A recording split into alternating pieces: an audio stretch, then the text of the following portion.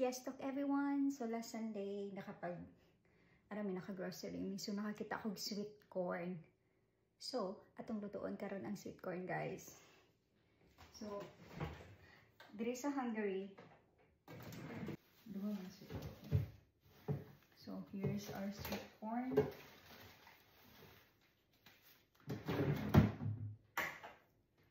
So guys, diri sa Hungary, guys, sa una, abidyo nako ang kaning mais dili mo tubo diri sa Hungary, di ba? Ignorante kayo. But then I realized, nakita ko, uy, pwede mo tubo diri ang mais, of course.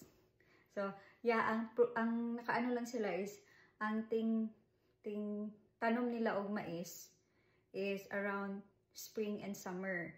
So, mura gina ang time nga perfect nila pang tanom ani. And I'm really happy nga nakakita ko dirig mais, guys, sweet corn kay, you know, dahil with sa Pinas kay anytime pwede rin kita makatanom og mais, diba? So mo to, nakapalit mo atong Sunday, and guess what the price?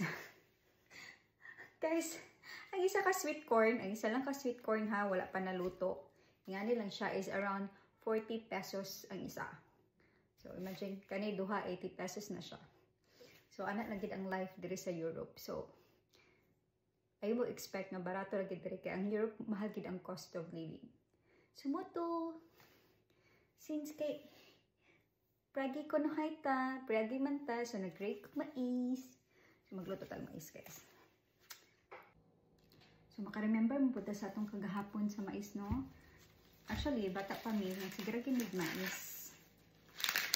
Among kanon, mais, bugas, mais. Kung dili mi kapagaling kaning ani nga mais, anagon, di ba?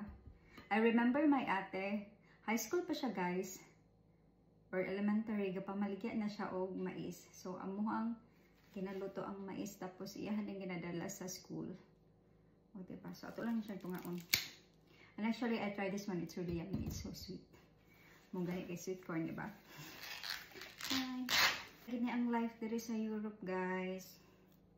Nagtuugid ta perminting nga ano. So, ito sila siyang hugasan. Then, ito na to. So, yeah. Sweet corn. So, ito ni siyang pabukalan. Ako gananis. Butangan ako siya o gamay nga, ano sa ni? Salt.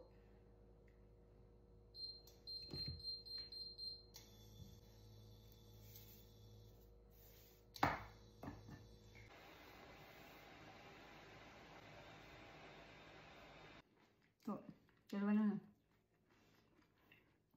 Hamit ka siya, guys. Do medyo mahal siya, pero carry bells. That's all. Bye!